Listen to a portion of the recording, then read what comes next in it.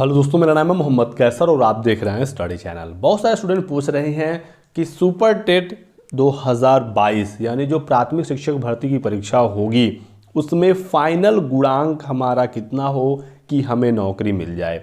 दोस्तों, अभी नई प्राथमिक शिक्षक भर्ती का ऐलान नहीं हुआ है। ये कितने पदों पर आएगा, कब आएगा, चयन की क्या प्रक्रिया होगी, अभी तक ये बताया नहीं गया है। ये वीडियो मैं अपने एक्सपीरियंस के आधार पर बता रहा हूँ और जो सवाल आप लोगों के लगातार आ रहे हैं कि क्या हम एक टारगेट सेट करें, कितना नंबर यदि हम ला देते हैं लिखित परीक्षा में तो हमारी नौकरी लग जाएगी। तो इसी पर हम लोग डिस्कस करेंगे। वीडियो में लास्ट तक बने रहिएगा। आज हम बात करने वाले हैं सुपर टेट के इस बेस्ट बुक के बारे में जो चक्षु पब्लिकेशन की तरफ से आता है। प्राथमिक शिक्षक भर्ती के लिए दोस्तों ये किताब आपकी काफी ज्यादा हेल्प करेगा। सभी विषय यहाँ पर कवर हैं प्राथमिक शिक्षक भर्ती के, साथ ही साथ 68,500 और 69,000 पेपर का यहाँ पर सोल्यूशन भी है। तो आप यहाँ पर देख सकते हैं इस चार्ट में दोस्तों आप समझ पाएंगे क्लियरली कि किस विषय से कितने नंबर का सवाल शिक्षक भर्ती की परीक्षा में पूछा जाता है। तो यदि आप प्राथमिक शिक्षक भर्ती की तैयारी कर रहे हैं उत्तर प्रदेश में तो ये किताब आपकी काफी ज्यादा हेल्प करेगा। तो सुपर टेट के लिए गाइड बुक तो चक्षु पब्लिकेशन की आती ही आती है। इनका प्रैक्टिस सेट भी आता है जो आपकी परीक्षा में काफी मदद करेगा।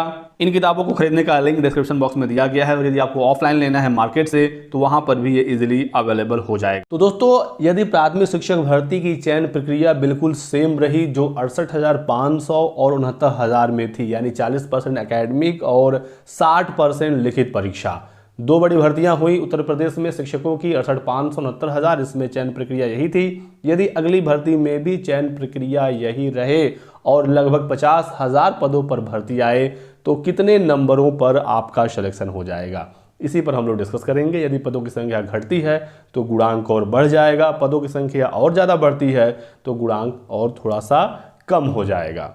यदि वर्तमान सरकार बीजेपी दोबारा से सत्ता में वापस आती है तब तो आप मानकर चलें कि सिलेक्शन का जो प्रोसेस है वो बिल्कुल यही सेम रहेगा, 40% एकेडमिक और 60% लिखित परीक्षा। लेकिन यदि सरकार में बदलाव आता है तो हो सकता है चयन प्रक्रिया में कुछ बदलाव देखने को मिले या फिर हो सकता है कि पुरानी ही प्रक्रिया को आगे भी कंटिन्यू किया जाए। तो यदि सेम प्रक्रिया कंटिन्यू रहती है तो क्या कट ऑफ बनेगा।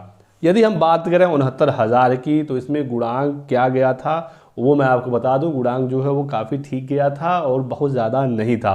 69,000 सीटें थी, लिखित परीक्षा में 60% और 65% यानी 150 में 90 और 97 पासिंग था। 90 नंबर रिजर्व कैंडिडेट के लिए, 97 नंबर सामान्य वर्ग के अभ्यर्थियों के लिए। जो भी छात्र 90 और 97 पर पास हुए उनको चयन प्रक्रिया में आगे शामिल किया गया और 40% एकेडमिक और 60% उनका जो लिखित परीक्षा में नंबर था इसको जोड़कर जब फाइनल गुणांक बनाया गया तो लगभग 67 गुणांक जनरल का सिलेक्शन हो गया, 66 ओबीसी का हो गया, 62 एससी का हो गया और एसटी में सबका हो गया जो लिखित परीक्षा को पास किए थे। हालांकि एसटी की तो सीटें भी लगभग 1100 खाली रह गई थी।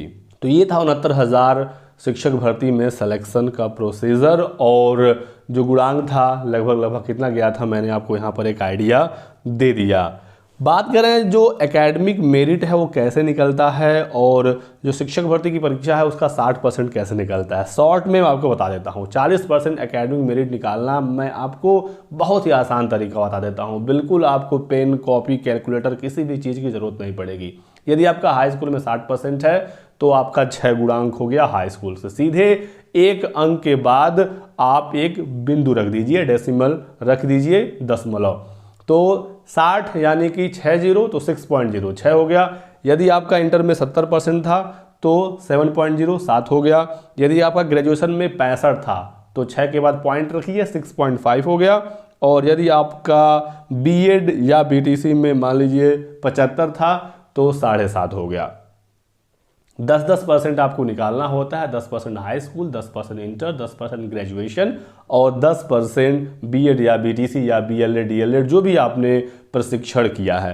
तो इस तरह से जो गुणांक निकल कर आता है सबको जोड़ते हैं। जो मैंने डेटा दिया यदि इसको आप जोड़ेंगे तो 27 ही आएगा। तो एकेडमिक गुणांक आपका हो गया 27। अब जिसका जो एकेडमिक गुणांक है वो बिल्कुल फिक्स है, ये ना तो अब घट सकता है ना बढ़ सकता है। अब आप बढ़ा सकते हैं लिखित परीक्षा में अपना नंबर। आपका गुणांक जितना कम है आपको लिखित परीक्षा में उतना ज़्यादा मेहनत करना पड़ेगा और आपको नंबर ज़्यादा लाना पड़ेगा। आपका कितना एकेडमिक गुणांक है कमेंट करके हमें ज़रूर बताइएगा ताकि एक आइडिया लग सके कि लगभग कितना एकेडमिक गुणांक आप भाइयों बहनों का है। और 40% वाला हिसाब किताब आई थिंक अब आप समझ गए। बात करते हैं लिखित परीक्षा की। लिखित परीक्षा 150 नंबरों का होता है, ऑब्जेक्टिव टाइप होता है, नेगेटिव मार्किंग नहीं होती है। 150 में कम से कम 97 नंबर तो पाना ही पाना है सामान्य वर्ग के अभ्यर्थियों के लिए, तभी वो आगे भर्ती में शामिल होंगे। आपका एकेडमिक गुणांक कितना भी ज़्यादा हो, 30, 32, 35, 36, 38 क्यों ना हो, यदि आप 97 नहीं पाए तो आप भर्ती से बाहर हो जाएंगे। और जो रिजर्व कैंडिडेट हैं वो 90 नहीं पाए तो भर्ती से बाहर हो जाएंगे।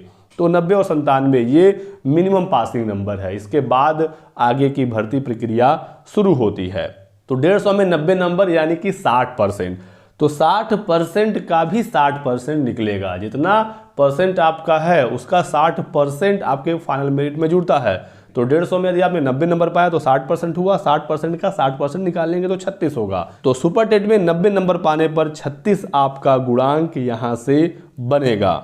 और यदि आपका एकेडमिक गुणांक 27 है तो 27 और 36 हुआ 63, 63 जो गुणांक है वो काफ़ी कम है। यदि आपका 27-28 के आसपास एकेडमिक गुणांक है तो आपको सुपर टेट में बहुत ही अच्छा स्कोर करना पड़ेगा।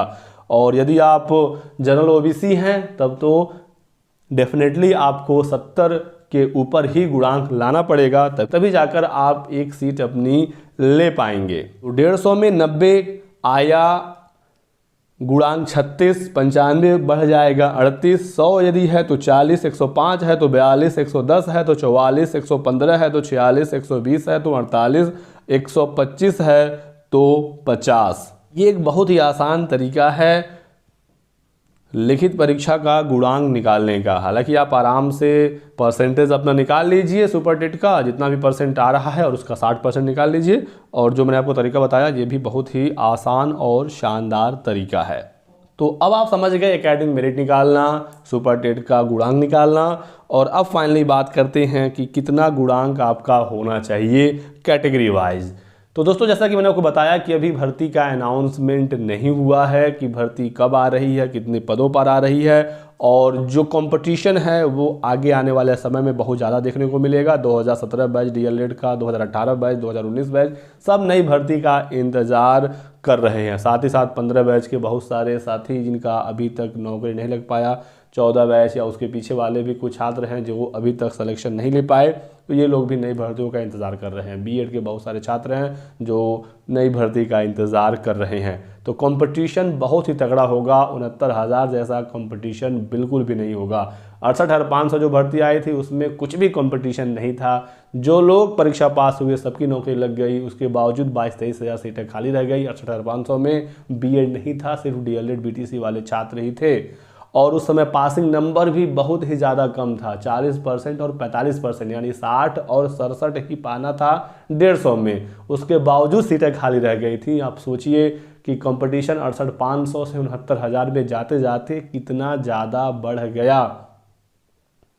68,500 में सीटें नहीं भर पाई और 69,000 में जब रिजल्ट आया तो 1,46,000 के लगभग छात्र पास हुए। उसके बाद एकेडमिक मेरिट और गुणांक वगैरह जोड़कर जिनका अच्छा नंबर था उनका सिलेक्शन हुआ। यानी 69,000 में बहुत सारे ऐसे छात्र हैं जो परीक्षा पास करने के बाद भी नौकरी नहीं ले पाए। वो लोग भी अगली भर्ती का इंतजार कर रहे हैं।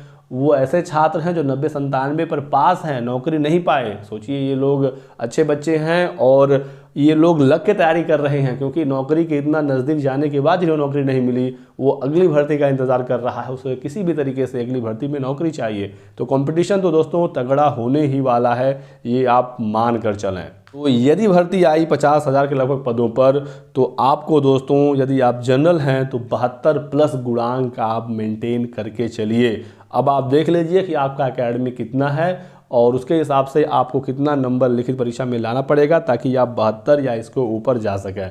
और यदि पदों की संख्या और कम होती है तो जाहिर सी बात है कि गुणांक बढ़ना ही बढ़ना है। और पदों की संख्या यदि ज़्यादा जाती है लगभग 1 लाख पदों पर, तो फिर गुणांक जो है वो कम हो जाएगा। फिलहाल तो 1 लाख पदों पर भर्ती की उम्मीदें नहीं दिख रही हैं, लेकिन अब आने वाला समय बताएगा कि क्या होने वाला है और कितने पदों पर भर्ती आएगी। तो जनरल 72+ मान कर चलें। ओबीसी में बहुत ज़्यादा कटौती देखने को नहीं मिलेगा, 70+ ओबीसी वाले भाई मेंटेन करें। ईडब्ल्यूएस की बात करें तो ईडब्ल्यूएस का आरक्षण अब मिलेगा उत्तर प्रदेश में अगली प्राथमिक शिक्षक भर्ती में। लेकिन ईडब्ल्यूएस में भी दोस्तों आप ये ना सोचें कि बहुत ज़्यादा गुणांक कम हो जाएगा, ओबीसी के ही लगभग ईडब्ल्यूएस का भी आपका भी गुणांक रहेगा, क्योंकि लगभग सभी छात्र जो जनरल के हैं वो ईडब्ल्यूएस का सर्टिफिकेट वो बनवा लेंगे और आराम से उन्हें यहाँ पर लाभ मिलेगा। तो 70 के ही आसपास ईडब्ल्यूएस वाले अभ्यर्थी भी अपना गुणांक मेंटेन करके चलें। एससी पिछली बार 62 के लगभग था, इस बार 66 के आसपास, 66 प्लस। और एसटी में भी पिछली बार तो सबका सिलेक्शन हो गया था, लेकिन इस बार भी आप कम से कम 62 मेंटेन करके चलें, 62 के ऊपर ही रहे, इसके नीचे ना रहे। बाकी जब भर्ती आती है और सारी चीज़ें क्लियर होती हैं, पद कितने हैं, सिलेक्शन का प्रोसीजर क्या है, तो फिर उस पर आपको अलग से डिटेल में जानकारी दी जाएगी कि क्या हो सकता है और कितना सेफ गुणांक उसमें रहेगा। फिलहाल एक टारगेट हमारे पास होना चाहिए कि हम इस नंबर तक जाएंगे तो नौकरी हमें मिल सकती है। जो रिजर्व कैंडिडेट हैं यदि वो और अच्छा करते हैं, जनरल की सीट पर यदि वो सिलेक्ट हो जाते हैं तो उनकी सीट पर उनका कोई दूसरा भाई जो रिजर्व कैंडिडेट का होगा उसे वो सीट मिल जाएगी। तो मैक्सिमम स्कोर करने की कोशिश करें ताकि आपको आराम से सीट मिले, आपको अपने ज़िले में सीट मिले, नौकरी मिले तो घर से नौकरी करने का मौका मिले, जिससे कि आगे की जो लाइफ है वो आराम से बीते और कोई टेंशन ना रहे। यही था दोस्तों आज के वीडियो में महत्वपूर्ण अपडेट। वीडियो को लाइक और शेयर कर दीजिएगा, चैनल को सब्सक्राइब करके बेल आइकन दबा लीजिए दोस्तों, ताकि आपको इसी तरह की सभी लेटेस्ट और ऑथेंटिक इन्फॉर्मेशन मिलती रहे। Thanks for watching.